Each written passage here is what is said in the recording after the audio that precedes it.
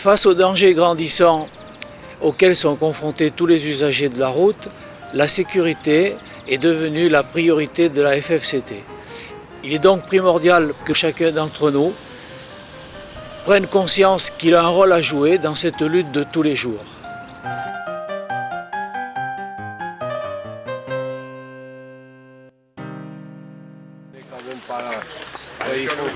Et puis il y en a deux qui passent. Qu'est-ce qui arrive? Vous avez vu le météo aujourd'hui? Il fait très mauvais. Alors, faites gaffe, les routes sont glissantes. Je vois que tous se sont dotés d'imperméables aujourd'hui. C'est très dangereux dans la descente. Sur ce, je vous souhaite bon vent et bonne route.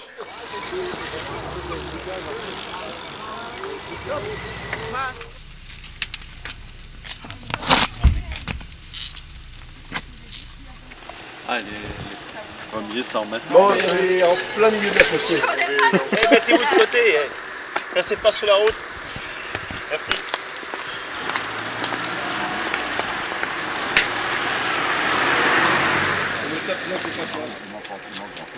C'est lui, là, quoi. Pour que ça rentre mieux. Bon, les gars, on a bien fait une bonne virée ce matin. On est au point culminant. On va amorcer la descente. Attention dans les virages sur les graviers pour qu'il n'y ait pas de chute. D'accord, les gars? Ok. On y va.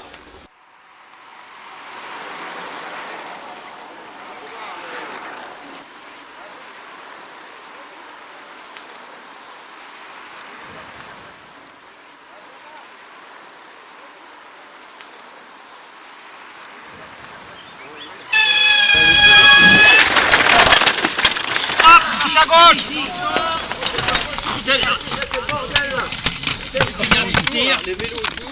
Venez, au secours, là, dépêchez-vous, là. Il faut quand même qu'on appelle les secours, là. Il y a des secouristes, là, vous avez des secouristes.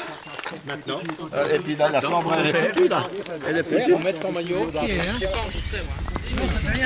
Mais j'avais dit en partant en haut. Comme si t'avais mal.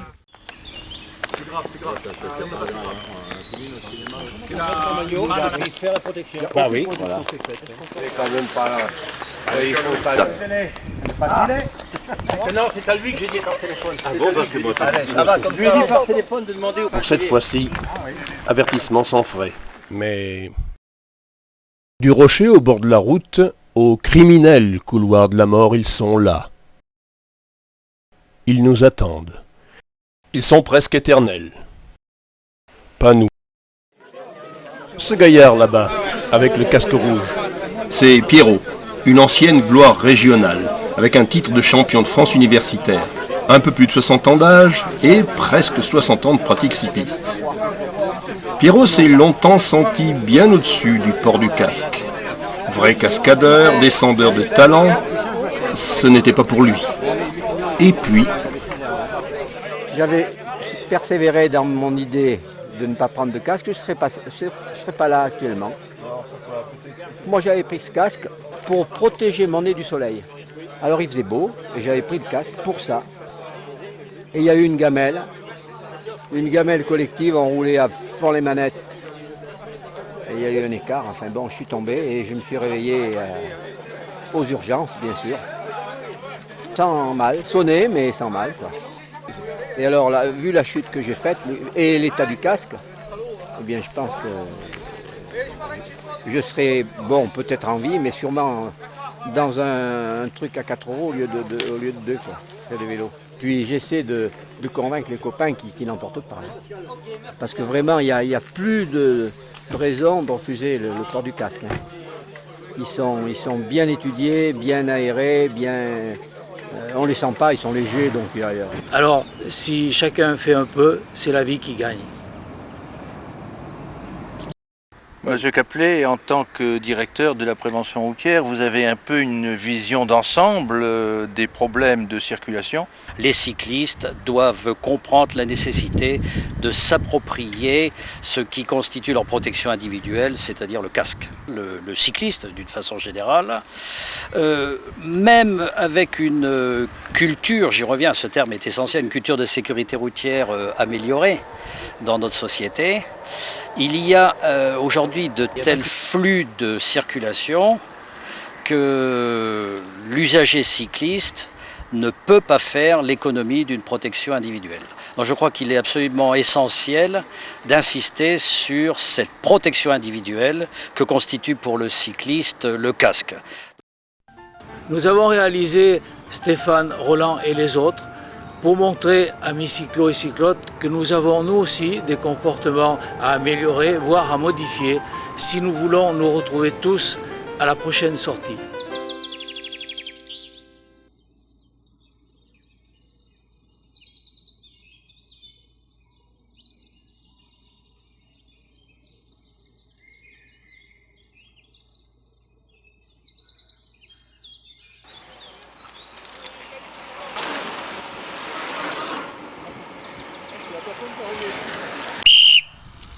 Vous venez tous de commettre une infraction importante, c'est le franchissement du stop, infraction qui est verbalisée par timbre-amende, 90 €, retrait de 4 points sur votre permis et éventuellement une suspension du permis de conduire. Vous mettez votre propre vie en danger, plus celle des autres automobilistes. Donc, malgré que vous circulez sur une piste cyclable qui est assez protégée pour vous, quand vous arrivez à un stop, vous êtes obligé de vous arrêter. C'est bon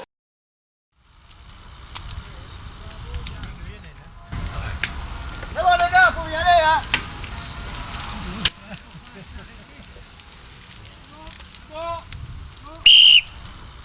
Bien que le premier d'entre vous ait fait signe aux autres de passer, après avoir regardé à gauche et à droite, vous vous sentez peut-être en sécurité, mais pour autant vous n'êtes pas prioritaire.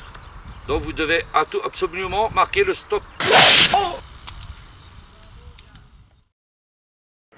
Lorsque l'on s'exprime par rapport à l'usage, la pratique de la route, on s'exprime en disant « prendre la route ». Alors ça paraît anodin, mais en fait derrière cette expression, je dirais il y a le niveau de déficit culturel en matière de sécurité routière dans notre société. Parce qu'en effet, la route, c'est un espace social qu'il faut partager entre les différentes catégories d'usagers, dont une catégorie d'usagers qu'on a tendance à oublier, les piétons et les cyclistes, entre autres. Pourquoi je les cite? Parce que ce sont par nature des usagers fragiles.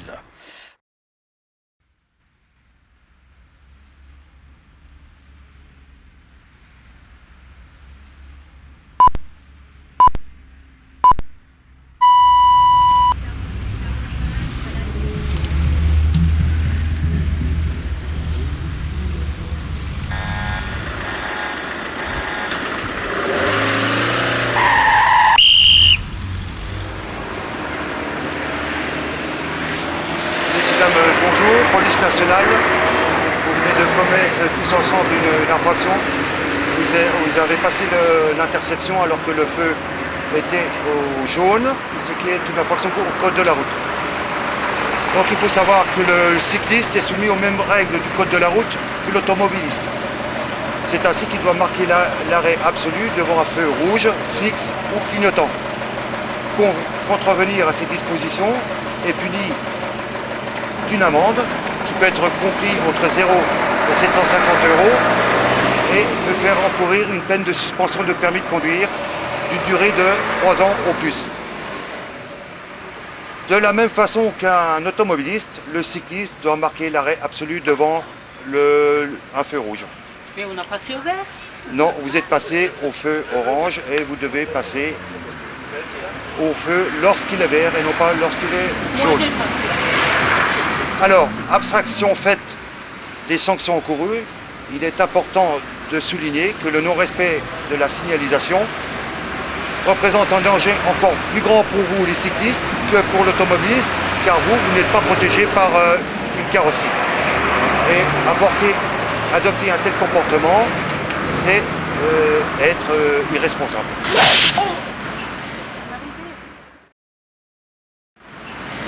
Je suis chauffeur depuis une vingtaine d'années.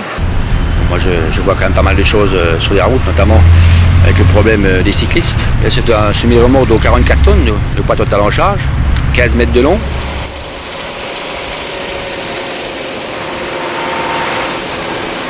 Oui, ben, ça, surtout en ville, les cyclistes se faufilent un peu partout, notamment aux intersections, au feu rouge. Donc ils dépassent sur le trottoir et le tracteur. Et avec l'angle mort, dans les rétroviseurs, malheureusement, on ne les voit pas toujours. Et ensuite, quand on tourne, eh bien, ça risque de l'écraser. Hein. Voici où se trouveront les cyclistes au moment où ils tourneront à droite.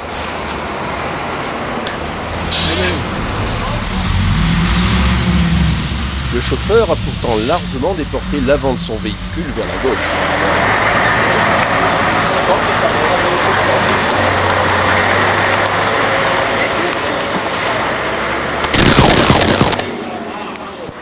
Compris ? Alors pour ce genre de comportement,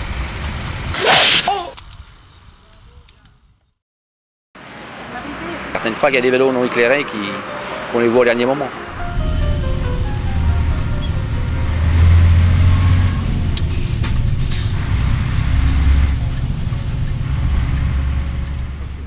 En matière de sécurité routière, je voudrais aussi vous rappeler qu'il y a une règle essentielle qui est de voir et être vu. Donc à ce titre-là, vous devez respecter certains basiques, je dirais, avoir une bicyclette conforme au code de la route, l'éclairage avant et arrière, les catadiopes, porter toujours des vêtements clairs. Certains ont des maillots avec des couleurs fluorescentes et c'est très très bien, mais vous pouvez aussi utiliser le baudrier et les manchettes fluorescentes au niveau des bras et des jambes. Pour se persuader de l'importance de bien voir et d'être bien vu, il suffit d'observer avec quelle vigilance les organisateurs de randonnée vérifient l'équipement. Et parmi les rouleurs de nuit, pratiquement tous ont mis un soin tout particulier pour s'assurer un maximum de sécurité. Et puis, redoubler de vigilance parce que dès l'approche de la nuit ou entre chien et loup, comme on dit, il faut bien rester sur le côté droit de la route.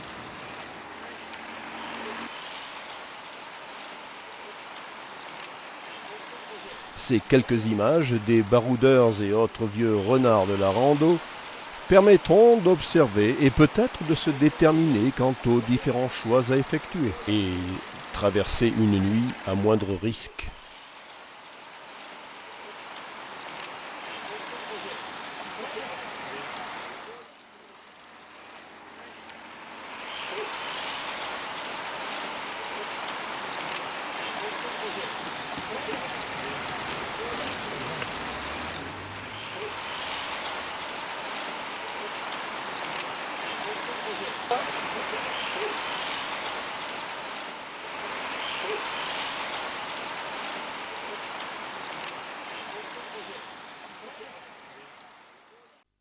Au-delà de la maîtrise de la bicyclette qu'ils retrouvent dans nos jeux cyclo, ils ont aussi l'opportunité d'avoir une connaissance approfondie de la technique, de la cartographie et la mise en application de la randonnée sur le terrain.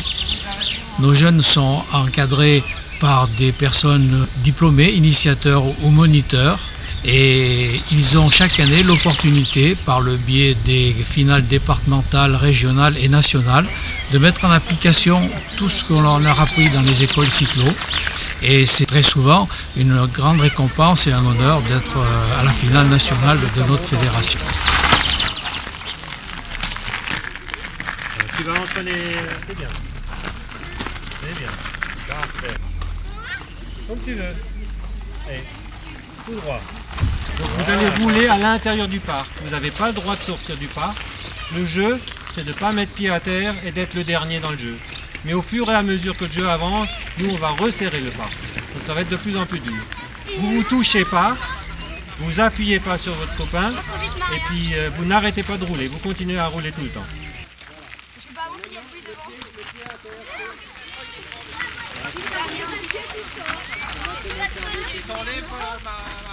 Les principales activités pour nous, c'est la découverte de la nature. Bon, notre activité essentielle, c'est du VTT, hein, donc c'est une école cyclo-VTT. Hein. Donc les activités, on fait de la découverte de nature en lecture de cartes, donc la cartographie. Hein. Beaucoup de cartographie, ce qui est un peu plus long parce que c'est du travail un peu sur papier, quoi. mais les jeunes ils prennent très vite goût et ils recherchent ça maintenant. Donc c'est la cartographie la première chose. Deuxième chose, on fait de la maniabilité, puisque la maniabilité est la partie ludique du VTT, quoi. Donc les jeunes ils aiment tous ça.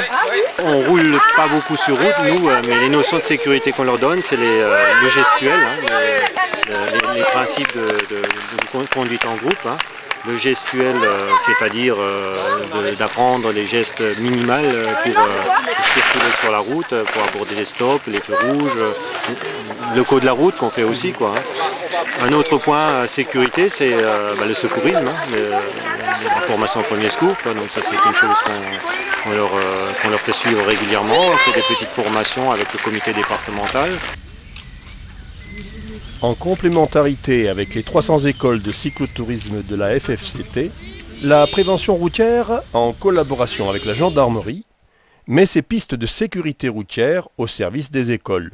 On fait des pistes routières au niveau des écoles. Alors on a une piste mobile avec 2 gendarmes de la brigade qui tournent dans toutes les écoles de l'arrondissement. Et en plus il y a une piste fixe au niveau de Célestat qui est administrée par la police nationale. Nous faisons des passages dans les différentes écoles qui en font la demande. Donc nous avons 2 parties, une partie théorique et une partie pratique. Au vu des applications de chaque élève, nous sélectionnons un élève qui participe à la finale départementale qui est réalisée chaque année par la prévention routière. C'est un âge encore là, CM1, CM2, où on peut encore les atteindre. On commence par un slalom. Main droite, on récupère la balle. Ensuite, il faut franchir une planche étroite sur laquelle les 2 roues doivent rester en permanence. Puis les participants doivent prendre une balle de tennis d'une main sur un support et la déposer sur un autre support avec l'autre main. La bascule doit elle aussi être franchie avec les 2 roues en contact avec la planche. C'est bon. Après un passage surbaissé, on enchaîne avec un rail dont il ne faut pas franchir les limites. Il ne reste plus qu'un passage rétréci et on termine par un test de freinage. Est-ce le prestige de l'uniforme? En tout cas, ces jeunes semblent fort concernés par ces exercices et s'intéressent aux situations évoquées par les méthodes audiovisuelles. C'est pareil comme on fait le cyclomoteur, quand on vous apprendrait ce que c'est le BSR. Il faudra bien écouter. C'est comme à l'école, quand on va trouver quelque chose, et là vous faites ce qu'on dit, en général ça se passe toujours bien. Là ça va, c'est en milieu fermé.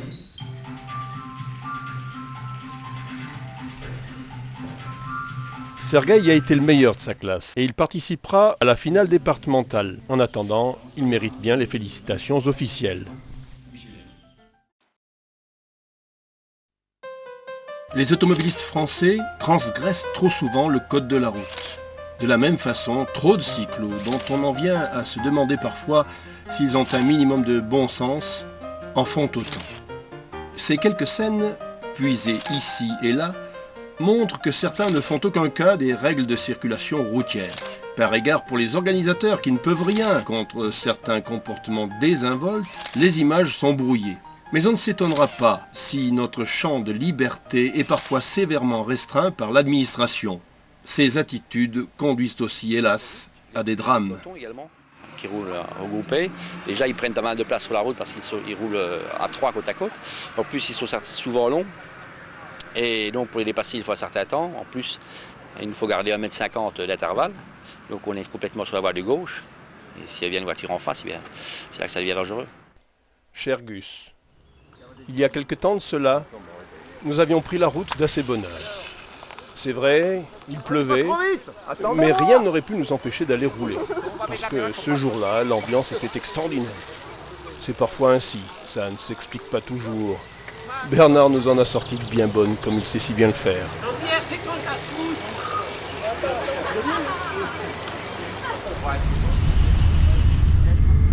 De son côté, Jacques avait rendez-vous à Epvig, justement pour faire réparer son vélo.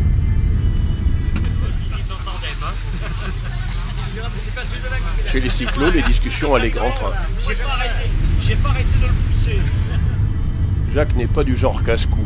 Il conduisait prudemment. Quant à nous, nous roulions dans l'insouciance et la bonne humeur. pas vraiment concernés par les problèmes de sécurité. Nous avions traversé Upwig et nous arrivions dans un double virage où la route passe sous un pont de chemin de fer. Et soudain... Attention ! Oh putain,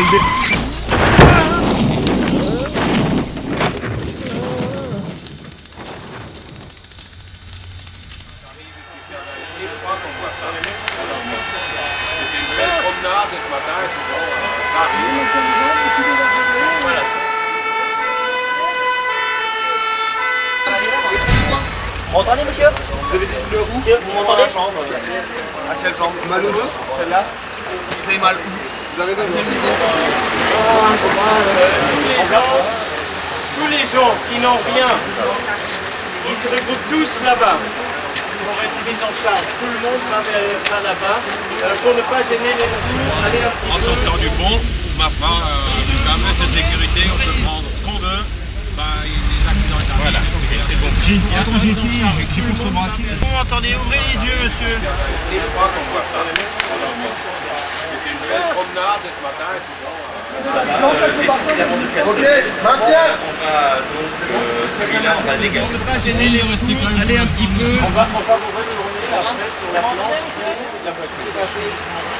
Faut pas laisser la jeune fille seule. Il y en a un qui vient là. Un debout. On va basculer sur la planche. Et puis voilà, on va mettre le pied dans la planche. Vite, il s'est déporté, il ne peut pas rester sur la trajectoire. Attention pour lever. Allez.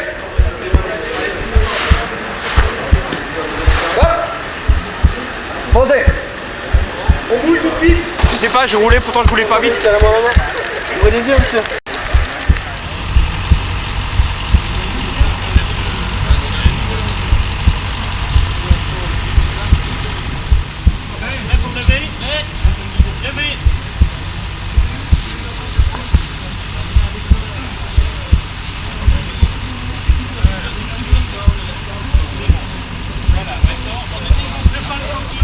Il y avait un groupe de cyclistes là, ils roulaient en peloton et...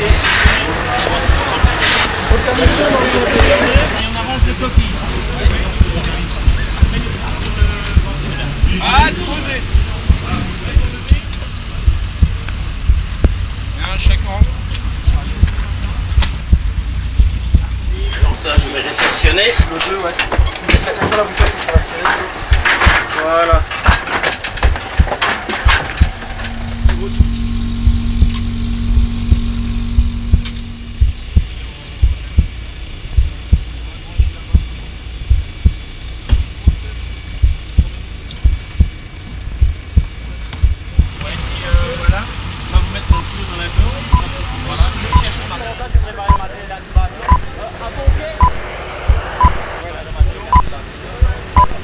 C'était une belle promenade ce matin et puis bon.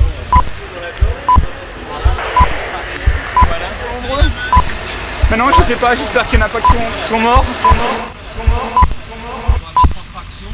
Ils roulaient en peloton et... C'était une belle promenade.